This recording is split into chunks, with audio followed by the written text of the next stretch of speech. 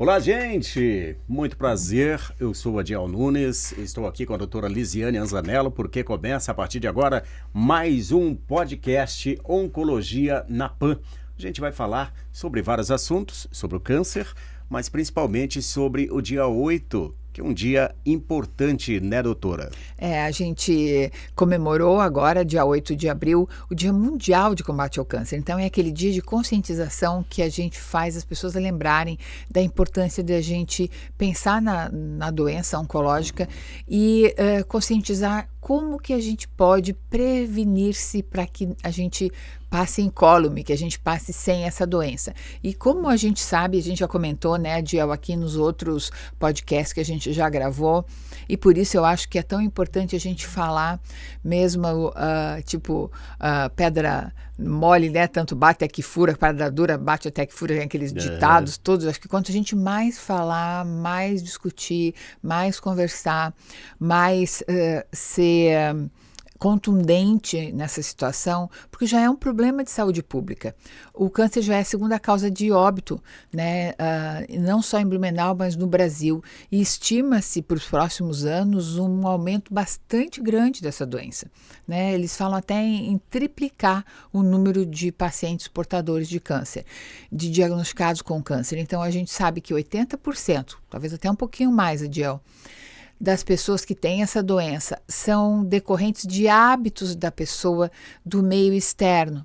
Então, assim, como tabagismo, alimentação ruim, falta de atividade física, sedentarismo, uso de substâncias que são carcinogênicas, ou seja, que podem desencadear essa doença, contato com substâncias cancerígenas. Então, são coisas que são preveníveis. Então, assim, eu acho que a gente tem que colocar responsabilidade nas pessoas, de que as pessoas realmente se responsabilizem.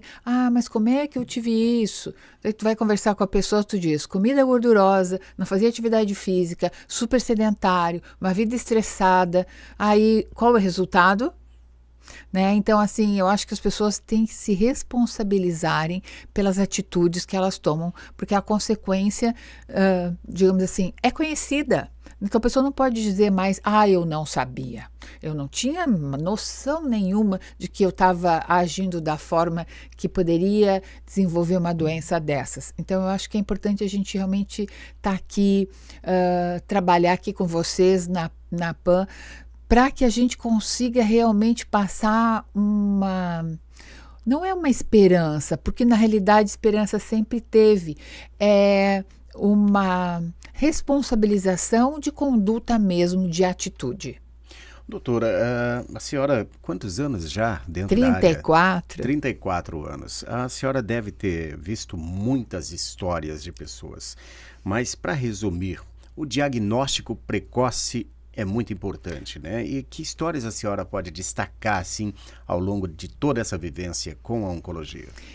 Eu te diria assim, quando a gente pensa em diagnóstico precoce, a gente está pensando em doenças que a pessoa se autoexamina, que a pessoa tem consciência do seu corpo, que a pessoa toma consciência do que ela alimenta o seu corpo. Então, assim, se você tem um carro, você coloca combustível ruim, você dirige ele em estradas esburacadas, você não faz a manutenção desse carro, obviamente que teu carro vai durar menos tempo. Então, não dá para a gente bronquear, né, com a gente, com o nosso sistema, se a gente cuidou mal.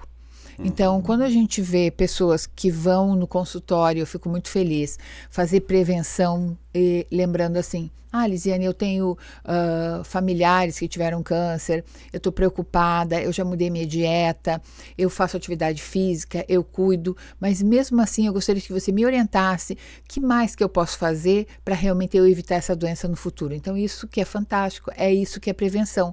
Você está preocupado com a sua saúde, você fazer antes que aconteça, então você já está preparando a tua caminhada para uma caminhada saudável, uma caminhada feliz, uma caminhada para um envelhecimento saudável, né? E a gente sabe que a gente se alimenta às vezes de digamos, alimentos que eles são pró-inflamatórios e que eles são cancerígenos na maior parte do tempo. Por exemplo, bebidas alcoólicas, né? Tu, mas beber um vinhozinho não faz tão mal assim.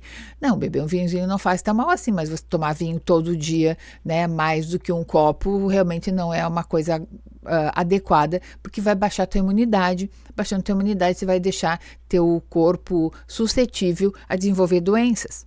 Né, a ter mais atividades inflamatórias no teu organismo. As alimentações, as pessoas dizem, um chazinho de tal coisa, ou então, eu vou participar de um lugar e lá tem muita fumaça, tem isso, tem aquilo. Então, às vezes a pessoa não se dá conta de atividades que ela pratica e que são atividades que estão num ambiente insalubre, num ambiente ruim. Né? Então, é importante a gente estar fazendo esse tipo de assertivo em relação a como que eu vou me prevenir. Então, a gente pode dizer assim, vivendo saudavelmente, fazendo o que a gente gosta, praticando atividade física intensa, né? Então, é assim, 1 hora, 1 hora e meia, todos os dias, de caminhadas, corridas, musculação, bike. Então, ter atividades bem intensas para que você mantenha teu organismo saudável. Alimentação. Lisiane, falo muito. Será que jejum intermitente? Você já escutou isso, né? Já ficar 16 horas sem comer, das 10 às 18, depois então me alimentar é bom? É bom, desde que você se alimente com coisas saudáveis, né? Então você não vai ficar em jejum e depois comer um monte de porcaria. Então aí, obviamente, que não vai adiantar nada, né? Você acabou de deixar teu organismo faminto e aí tudo que você comer, ele vai absorver, você absorve coisa ruim. Né? Então, o jejum intermitente, ele faz uma limpeza no organismo, ele ajuda bastante a você ter uma vida saudável, se você puder fazer. Né? Não é para todo mundo fazer, né? Tem pessoas que não podem fazer, diabéticos. Então, a gente sabe que tudo tem que ser uma coisa individualizada. Então, eu diria que quando a gente pensar em prevenção, quando a gente pensar em como ter uma qualidade de vida melhor, cada um tem que ver o que é bom para si, dentro das necessidades. Então, assim, eu sempre digo, eu não vou mandar alguém fazer uma atividade de comer, sei lá, uva da Pérsia. Não tem aqui. Então, assim, o que você gosta de comer? Qual que é a tua capacidade financeira de você poder comprar? O que a gente consegue comprar perto da sua casa? Será que você não consegue plantar? Né? Então, eu acho que a gente não tem desculpa. Eu acho que a gente tem que realmente ter essa responsabilização. Certo. Doutora, no começo da nossa conversa aqui, a senhora falou de alguns fatores que desencadeiam o câncer e um dos fatores que chamou a atenção foi depressão, processo depressivo. Que conselho que a senhora daria para uma pessoa que vive essa situação? Eu diria assim, a depressão, ela faz parte da vida da gente normal. Não é ruim, pelo contrário, você ficar deprimido não é ruim. É quando o teu sistema tem que dar uma parada para ele tomar fôlego e voltar. Então, eu sempre digo que é um mergulho para dentro de si, para você perceber o que você tem que fazer, as mudanças, as melhorias. Então, é como se fosse aquela paradinha, né? E reavaliação e voltar. O problema é a depressão crônica, quando aquele processo não é um processo de vai, mergulha, resolve e volta. Vai, mergulha, resolve e volta. Porque quando você mergulha na tua depressão, no teu profundo do teu ser, você vai num certo nível lá embaixo, mas quando você volta um pouco mais evoluído. Então, sempre a gente diz que tinha até um médico que dizia, implorem por sofrimentos, implorem por coisas ruins na sua vida, porque a cada vez que você entrar naquela depressão, você vai evoluir, você vai crescer como pessoa, você vai ter um crescimento, seja espiritual, emocional, um crescimento como pessoa. Então, eu acho que deprimir-se, eu digo assim, te dar conta do que você precisa fazer, sempre passa por uma tristeza, uma melancolia, mas que aquilo não fique crônico, que você conseguir lá, com ajuda ou sem, você sair desse processo e sair sempre melhor. Então, assim, eu acho que quando você vê a depressão como uma coisa boa para o teu sistema dar uma parada, limpar, arrumar a coisa da casa, tipo aquela faxina que você faz lá dentro, e depois volta melhor. Então, eu acho que a depressão, nesse sentido, ela não é ruim. A depressão ruim é a depressão crônica. E nesses casos, a gente sempre recomenda que as pessoas busquem ajuda, obviamente, né? Não só medicamentosa, mas psicoterapia, que as pessoas conversem, tem grupos de apoio, e realmente descubram por que ou para que ela está nesse processo. Certo, doutora. A gente fala bastante sobre diagnóstico precoce, tal, mas a gente também tem aquelas pessoas hipocondríacas, né? Que acha que tem tudo e acaba procurando. O contrário disso são aquelas pessoas que não procuram porque tem um medo, um pânico. Na infância, eu tive um amigo, na infância não, na adolescência já, eu tinha um amigo que de tanto medo ele foi lá e fez uma coisa errada com a vida dele, sabe? De tanto medo porque ele tinha algumas dores. E a gente percebe ainda esse medo nas pessoas. Como se livrar disso, doutora? Eu diria assim, ó, as pessoas fazem visões construtivas com medo, né? O medo, na realidade, é um sentimento que ele te prepara para atacar. Então, quando você tem medo, é alguma coisa que está como se você estivesse guardando energia para depois você ir atrás. Então, é uma defesa do teu organismo para a tua sobrevivência. Então, por exemplo, se vem um leão aqui, vai morder a gente vai ficar no cantinho, pode até mostrar medo. Tem até uns vídeos na internet mostrando de cães que são mordidos, ou animais, e eles ficam quietinhos, né? Eu vou dizer assim, se abandonam como se estivessem com medo e depois na hora eles saem correndo e se salvam. Então eu acho que o medo ele faz com que a gente realmente de novo tenha aquela coisa de nos recolher, nos ajudar a ver o que está errado. E com o medo, né, essa sensação, você vai poder realmente te reavaliar e ver. Então, eu sempre penso que essas emoções negativas não são ruins. Pelo contrário, elas fazem parte da vida. Você já pensou uma coisa de manter sempre a coisa do feliz, né? Eu acho que faz parte essa dança do nosso organismo, porque a gente tem todo um sistema homeostático de digamos assim, de substâncias que fazem com que a gente tenha essa dança de depressões, alegrias, reavalia, rever, faz parte do processo, né? Então, eu acho que ter medo, ele faz esse processo. Agora, o medo crônico, realmente, então, tudo que for uma coisa mantida é que faz o teu sistema dar pane. Então, sempre quando a gente tem uma coisa que é não natural, porque o natural é ter medo, voltar ao normal, ter medo, ter depressão, voltar ao normal, é quando aquilo fica uma coisa crônica mantida. E aí, realmente, o teu sistema ele pode não funcionar.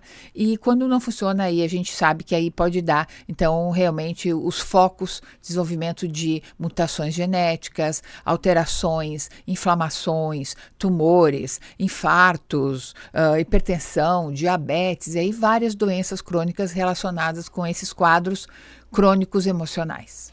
Ainda falando lá do começo da nossa conversa, quando nós falamos que dia 8 de abril, Dia Mundial de Combate ao Câncer, como que está sendo hoje em dia? Porque a gente sabe que nessas datas especificamente, há um número maior de pessoas que procuram atendimento, procuram diagnóstico, procuram a prevenção, né? Nas campanhas, né? Sempre quando a gente faz campanha, então, por exemplo, a gente tem janeiro branco para depressão, fevereiro e tal, a gente tem vários meses em que a gente fala de uma doença, né? Câncer de colo de útero, câncer de intestino, sempre ajuda as pessoas que estão escutando a gente a... Puxa, olha só, eu tenho sangramento. Ah, olha só, eu tenho diarreia. Olha só, eu tenho dor abdominal. Acho que eu tenho que prestar atenção. Então, esse 8 de abril é um dia em que várias entidades falam sobre isso, publicam na internet, nas mídias sociais, falam sobre a importância da conscientização. Né? Essa doença, então, não é para a gente fechar o olho e dizer que ela não existe, ela existe e está aumentando. Então, isso a gente tem que saber e, digamos assim, divulgar isso. Por isso que a gente está aqui falando sobre oncologia na PAN.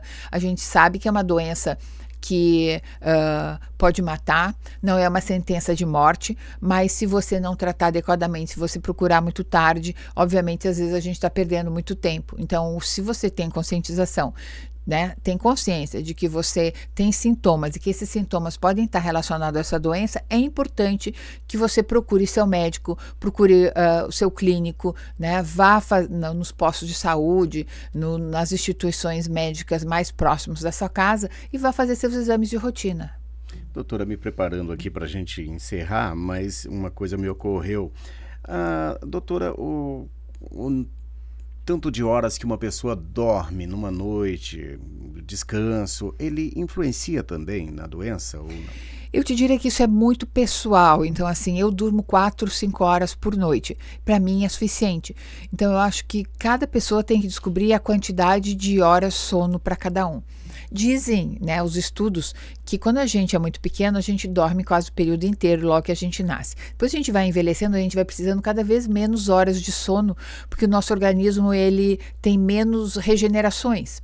Tanto que quando a gente chegar perto dos 100 anos, a gente nem precisa mais dormir, porque não tem mais células ainda se regenerando mais, né? Então eles comentam isso. Então a gente sabe que a gente vai diminuindo a quantidade de horas de sono. E as pessoas acreditam que tem que dormir 8 horas. Então, que tem que tomar remédio, porque 8 horas é o certo. E não tem essa coisa de certo e de errado. Tem de você ter um sono bom. Então, às vezes, você dorme 1 hora, 15 minutos na hora do almoço, e aquele sono é regenerador, é super bom, é profundo, né? É um sono que você realmente consegue dormir profundamente. Então, eu acho que a qualidade do sono. Eu conheço gente que dorme 10, 12 horas e amanhece cansado. Dormiu uma noite horrível, ficou pensando o tempo inteiro, teve um sono superficial, não teve um sono profundo, um sono realmente reparador. Então, eu acho que é importante a gente ver, por exemplo, meditação, relaxar. Você não ligar a televisão antes de deitar, não ficar vendo o celular meia hora, 1 hora antes, né? Todas as atividades que você tem e que te estimula, tomar café, beber bebidas alcoólicas à noite. Então, são coisas que você deve comer menos à noite, ter uma atividade mais relaxante. Tudo vai ajudar você a ter um sono bom, né? Então, as pessoas têm que se responsabilizar pelo seu sono também. Certo. Para a gente encerrar esse podcast, doutora, então, algumas dicas importantes para que as pessoas sigam, que as pessoas coloquem na sua rotina para que possam viver bem e não ter problema num futuro com o câncer. Vamos fazer atividade física, vamos viver felizes, vamos ter uma alimentação bem saudável e também cuidar muito do tipo de contato que você tem, evitando tabagismo, né? Evitando exagerar nas bebidas alcoólicas, evitando contato com substâncias carcinogênicas já conhecidas. Por exemplo, os alimentos processados, né? Alimentos com corantes. Então, isso é importante. As bebidas que são ruins, a gente já sabe, a gente falou bebida alcoólica, mas tem os energéticos em exagero, são bebidas ruins. As bebidas de caixinha cheias de conservantes, né? Então, para a gente falar, seriam 3 coisas que já seriam importantes para prevenir. Certo. Muito bem, nós terminamos por aqui, então, mais um Oncologia na PAN. Doutora Lisiane Anzanello, gentilmente, aqui falando com a gente sobre câncer, especialmente sobre o mês de abril, que tem o Dia Mundial de Combate ao Câncer, que é dia 8 de abril.